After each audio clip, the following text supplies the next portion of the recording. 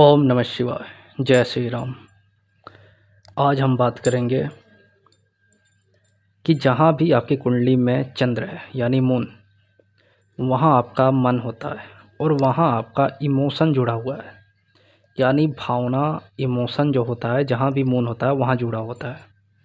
और साथ ही साथ जहाँ भी आपके चार्ट में मून होता है, उस भाव से रिलेटेड या तो आप अपने इष्ट या फिर वो भाव से रिलेटेड जो भी भगवान हैं उनके सामने जब आप इमोशनल होते हैं, जब आप इमोशनली कनेक्ट होते हैं, या फिर किसी रिलेटिव, मतलब मून जिस भी भाव में है उस भाव से रिलेटेड आप जब कनेक्ट होते हैं, उससे इमोशनली टच होते हैं, तब जाके कहीं ना कहीं आपका जो मून है वो बहुत अच्छा रिजल्ट देता है।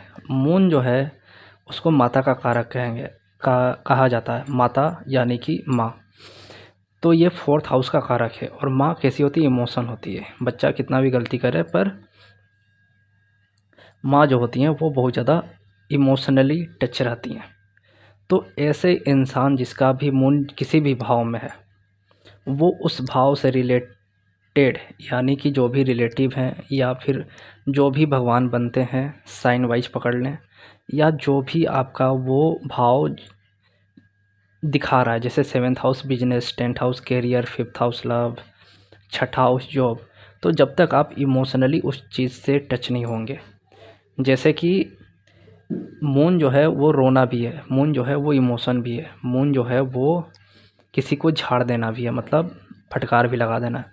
तो जब तक आप उस चीज़ से जुड़े नहीं जाते हैं, टच नहीं कर जाते हैं, इमोशन आपका टच नहीं हो जाता, तब तक आपका मन यानी कि उस चीज़ में नहीं लगेगा। और साथ ही साथ जब तक आप उस चीज़ से इमोशन से जुड़ेंगे नहीं, तब तक आपका जो ये काम है वो बनेगा भी नहीं। तो मून जिस भाव में होता है वहाँ से आपको या तो वहाँ से संबंधित काम या फिर रिलेटिव या फिर भगवान से जब आप जुड़ जाते हैं तो आपका बहुत अच्छा काम होने लगता है। जैसे कि मून 7th हाउस,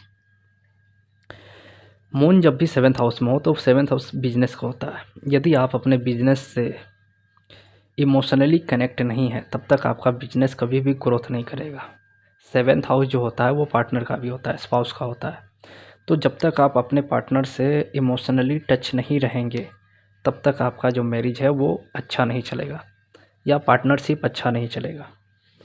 क्योंकि मून क्या है? मून दिखा रहा है आप इमोशन के कारण ही कोई काम कर सकते हैं, वरना मून का एक दूसरा रूप है जिसको हम लोग साइको कहते हैं। यानी कि ये इंसान पागल जैसी हरकत करता है।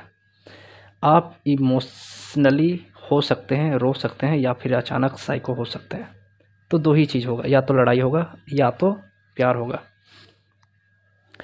तो 7th हाउस से हम लोग डेली इंटरेक्ट करने वाले लोगों को भी देखते हैं जो हमारे पास आते हैं, बातचीत करते हैं। तो जब तक हम उनसे भावनाओं से, उनके इमोशन से नहीं जुड़ेंगे, तब तक वो लोग हमसे भी नहीं जुड़ सकते हैं। तो चलिए बात करते हैं मून कहाँ कहाँ हो और किस देवी देवता से हम लोग कनेक्ट होंगे या उनके सामने रोएंगे या इमोशन को अपने व्यक्त करेंगे। जैसे बहुत सारे संत भी बोलते हैं कि जब तक हम अपने भगवान के सामने इमोशनली टच होके बात ना करें, तब तक भगवान नहीं सुनते हैं। क्योंकि भगवान किसी भी इंसान के वो प्रसाद या फिर वो चढ़ावा वो स्वीकार नहीं करते हैं, वो भाव देखते हैं। और भाव जो है वो मून है, यानी आपका इमोशन है। इमोशन ही आपका भाव है, भावना है। तो आपके भावनाओं को भगवान देखते हैं। इसीलिए संतों को आपने सुना होगा कि बोलते हैं कि बहुत सारे ऐसे संत हुए हैं जो भगवान को अपना बेटा, भगवान को अपना प्रेमी, भगवान को अपना पति, भगवान को अपना दोस्त मान के बात करते थे। यानी उनकी भावनाएं जुड़ गई थी उस चीज़ से। जैसे मून 5th हाउस में हो और वो इंसान भगवान से, अपने इष्ट से अपने इतना प्रेम करने लगे कि उनको प्रेमी समझ जाए और प्रेमी या प्रेमिका समझ के उनसे बहुत प्यार करे।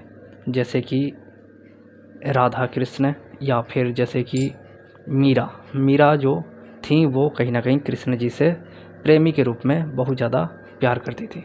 तो कहीं ना कहीं आपका मून जब भी 5th हाउस में, अपने इष्ट से जब आप प्यार करने लगते हैं, उनसे लगता है कि ये हमारे प्रेमी है, इनके बिना हम नहीं रह सकते हैं, वो जब भावनाएं जुड़ेगी तो आपका सारा काम बनने लगेगा। मून जहाँ भी हो, जैसे कि 5th या 11th में, 11th में हो तो आप अपने इष्ट को फ्रेंड के रूप में, जैसे एक संत थे वो हमेशा भगवान कृष्ण को बोलते थे ये छलिया है, ये किसी की बात नहीं सुनता, मैं तो इसको दोस्त मानता था पर ये दोस्त नहीं मानता मुझे। तो कहीं ना कहीं मून जब 11th हो तो आप भगवान को दोस्त की तरह मानेंगे। छलिया का अर्थ ये नहीं है कि किसी को छलना, छलिया का अर्थ है कि आपके मन को छल के अच्छा कर देना, वो छलिया कहलाता है। तो जब भी मून 11th हाउस में हो, आप अपने इष्ट से यदि आप टच में आ रहे हैं और उनको दोस्त की तरह मान के उनको पूजा कर रहे हैं तो वो आपकी प्रार्थना ज़रूर स्वीकार करेंगे। तो लगन का मून, जब भी इंसान का मून लगन में हो तो वो इंसान तो खुद ही दुखी है, खुद ही इमोशनली है या पूरा साइको हो जाता है, ऐसा बोला जाता है। पर वो इंसान यदि अपने आप को यानी कि पूरा का पूरा भगवान में समर्पित कर दे तो उसका जो काम बिगड़ रहा था वो बनने लगेगा। जैसे कि मून 12th हाउस में बोला जाता है कि ऐसे इंसान के पास लोग आते हैं और अपनी फीलिंग को बताते हैं और वो इंसान के पास वो सारी फीलिंग बता के और बोलते हैं कि आपसे मिलके बहुत अच्छा लगा। तो जब भी मून 12 हो वो इंसान अकेला महसूस करता है।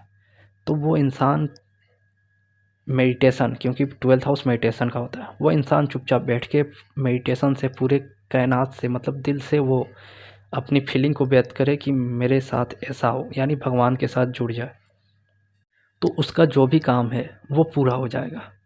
मून क्या है? इमोशन है। आपने सुना होगा कि आप यदि दिल से कोई बात करते हैं तो पूरी कायनात उसको लग जाती है पूरी करने में।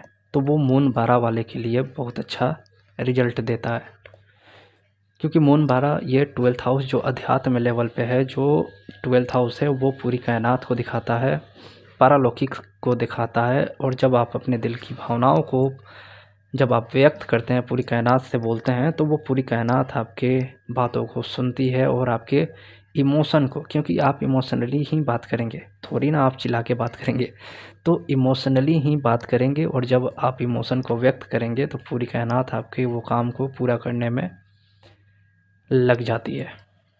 वही जब आपका मून 7th हाउस में, 7th हाउस का भी मून जब आप अपने पार्टनर से मिलते हैं और उससे जब इमोशनली टच होते हैं तब जाके आपका कहीं ना कहीं मैरिज लाइफ बहुत अच्छा चलता है।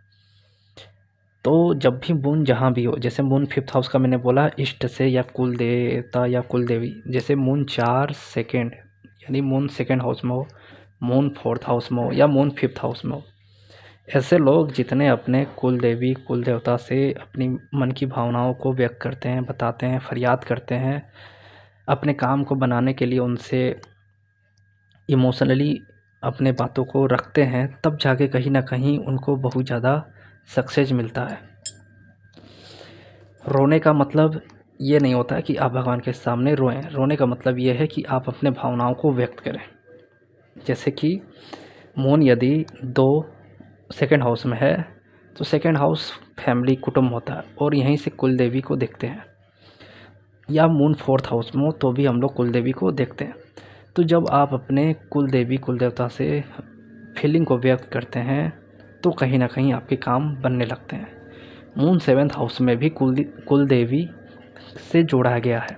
क्यों जोड़ा गया है? क्योंकि 7th हाउस जब भी कोई ना कोई ग्रह आके बैठ जाता है तो वो दिखाता है कि आपके घर में किसी भगवान किसी देवता से कुछ ना कुछ मांगा गया था। मांगने का अर्थ है विश मांगना, यानी कि जैसे लोग प्रार्थना कर लेते हैं या बोल देते हैं हे भगवान ये काम हो जाएगा तो मैं ये करूँगा, तो वही 7th हाउस से देखते हैं। जब भी कोई ग्रह 7th हाउस से कनेक्ट होता है तो वो बता रहा है कि आपने भगवान से विश मांगा है, पूरा नहीं किया है, इसलिए अपने कुल देवी कुल देवता से जाके प्रार्थना करें, क्षमा मांगे और उनसे बोलें कि मुझे नहीं पता किसने क्या मेरे लिए क्या मांगा। जो मन्नतें बोली जाती है, मन्नत, वो 7th हाउस से देखी जाती है। तो जब भी मून 7th हाउस में हो तो आपका कोई ना कोई मन्नत मांगा गया है, या कोई भी ग्रह हो, आप अपने कुल देवी कुल देवता से जाके उनसे फरियाद करें, याद करें और बोले कि हमें क्षमा करें, हमें पता नहीं है किसने क्या मांग रखा है, क्योंकि आपका काम अटक जाता है। मून 7th हाउस जब भी हो तो ऐसे जातक का काम अटक जाता है, उनको पता नहीं चलता क्यों काम अटका हुआ है, क्योंकि लोगों ने उसके नाम पे मन्नतें मांग के छोड़ दी हैं और कुछ नहीं किया है। वो बीमार था तो मांग लिया कि ये ठीक हो जाएगा तो मैं ये चढ़ावा करूँगा, ये करूँगा, ये पूजा करूँगा, ये व्रत करूँगा, मंदिर बनाऊँगा, और कुछ नहीं किया। तो जब भी मून 7th हाउस में हो तो भी कुल देवता से आप जब फरियाद करते हैं तो आपकी प्रार्थना सुन ली जाती है और फिर आपका जो सक्सेस है वो सही हो जाता है। वैसे ही मून 3rd और 6th में हो तो नारायण जी, कृष्ण जी से जब अपनी याद को बोलते हैं, अपनी याद को उनके सामने रखते हैं तो वो सुन लेते हैं और फिर आपके जो भी इमोशन, जो भी आपकी भाव हैं, मून को ही भाव कहते हैं। मून का नाम है भावना, यानी भाव। तो कहीं ना कहीं आपके भाव को जब श्री कृष्ण जी देखते हैं तो वो आपके काम को बना देते हैं। वैसे ही मून 10th या 11th में हो तो वो जो घर के या ग्राम के जो देवता होते हैं या फिर शहर के देवता होते हैं, जैसे एक शहर है वहाँ कोई एक देवता जो है स्पेशल उनकी पूजा की जाती है, just like Khatu Shyam ji. Khatu Shyam ji moon जब 10-11 में हो तो आप उनसे फरियाद लगा सकते हैं। यदि आपको नहीं लग रहा है कि कोई शहर के देवता हैं तो खाटू श्याम जी से फरियाद लगा सकते हैं। या फिर जो भी आपके शहर के देवता हैं, ग्राम देवता हैं, या फिर वो बोलते हैं ना ब्रह्म पूजना, वो गाँवों में होता है कि मैंने अपने ब्रह्म से मतलब पूजा की, मतलब उनको जब भी कोई शादी विवाह या कुछ भी होता है तो सबसे पहले उनको ही पूजा जाता है। तो उनकी पूजा करने से आपको ये लाभ होगा। मून जहाँ भी हो उससे संबंधित रिलेटिव भी, जैसे मून 7th हाउस से स्पाउस से, मून 5th हाउस लवर से, बेटे से, मून 7th हाउस में सेकंड चाइल्ड आता है, मून 5th हाउस में फर्स्ट चाइल्ड आता है, मून 11th में हो तो अपने दोस्तों से, मून लगन में हो तो खुद से या फिर नाना से, क्योंकि 7th हाउस नानी होता है। मून 4th में हो तो माँ से। जब तक आप इमोशनली टच नहीं होंगे तब तक आपका वो रिश्ता अच्छा नहीं चलेगा। इसीलिए मून 4 ख़राब होता है। इंसान अपनी माँ से ही बात नहीं कर पाता है क्योंकि वो डिप्रेस रहता है। तो वो जब तक अपने माँ से बात नहीं करेगा, उसका इमोशन व्यक्त नहीं होगा, जब तक एक बार रो नहीं लेगा या फिर एक बार अपने फीलिंग को बता नहीं देगा इमोशन को, तब तक वो सही नहीं चलता। तो जो भी रिलेटिव हैं, जैसे 3rd हाउस खुद रिलेटिव का होता है, तो मून 3rd में हो तो आपके रिलेटिव आपको तंग करेंगे। जब तक आप अपने इमोशन को व्यक्त नहीं करके समझाएंगे तब तक वो नहीं समझेंगे। वैसे ही मून जहाँ भी है उस भाव से रिलेटेड आप पकड़ें कि कौन से रिलेटिव है और किससे कैसे भाव। जैसे मून 5th हाउस में है और आप अपने प्रेमी प्रेमिका से जब तक आप फीलिंग को व्यक्त नहीं करेंगे, उनको समझाएंगे नहीं, अपने इमोशन को व्यक्त नहीं करेंगे, तब तक आपका रिलेशन अच्छा नहीं चलेगा। तो मून जहाँ भी है अपने इष्ट को पकड़ें, रिलेटिव को पकड़ें, या फिर कैरियर, यानी कि हर भाव कुछ ना कुछ दिखाता है। जैसे मून जब 11th में हो तो लाल किताब कहती है कि आपका काम 6 महीना चलेगा, 1 साल चलेगा, 1 साल नहीं चलेगा, और 1 साल पढ़ाई अच्छी होगी, 1 साल पढ़ाई अच्छी नहीं होगी, मतलब कुछ ना कुछ बाधा होती रहेगी। तो मून 11th में है और जब भी आपका मून 11th में है और आपका ऐसा लग रहा है कि ऐसा नहीं हो पा रहा है कोई भी काम, तो अपने इष्ट को पकड़ें, यानी कि जैसे मैंने बताया अपने ग्राम देवता को पकड़ें, या फिर घर के देवता जो होते हैं, या जो ब्रह्म होते हैं, या फिर जैसे खाटू श्याम जी, उनसे भी फरियाद लगा सकते हैं। इससे आपका काम बनने लगेगा। तो जिस भी भाव में जो भी हो, 9th हाउस जो होता है वो धर्म स्थान का होता है, और 9th हाउस यानी कि आप अपने इष्ट देव को अपने धर्म स्थान यानी मंदिर में जाके उनसे पूजा पाठ करके उनसे इमोशन को व्यक्त करें तो आपका काम होने लगेगा। मून जब 2 या 8 में हो तो 8वां हाउस पितरों का हो जाता है। सेकंड हाउस जो होता है कुल देवता या देवी का होता है। तो मून जब भी 8वें में हो तो ऐसे जातक अपने पितरों से कहीं ना कहीं फरियाद लगा सकते हैं कि आप मेरा काम बनाएं, मैं आपके लिए जो भी हो सकता है अमावस्या या फिर जो पितृ पक्षा था उस टाइम पे मैं आपके लिए कुछ ना कुछ आपके लिए ज़रूर कुछ करूँगा, तर्पण या जो भी हो सके। तो जहाँ भी मून है वहाँ से संबंधित आप उस भाव को पकड़िए और वहाँ उस भाव से रिलेटेड जो भी आते हैं उनसे फरियाद लगाएं, तो फिर आपका काम बनने लगेगा, आपके करियर में भी ग्रोथ होगा। तो ये आप करके देखें और बताएं। तो ये थी मून पे बात जो मैंने की। नेक्स्ट टाइम कुछ और बात करेंगे, तब तक के लिए धन्यवाद। जय श्री राम।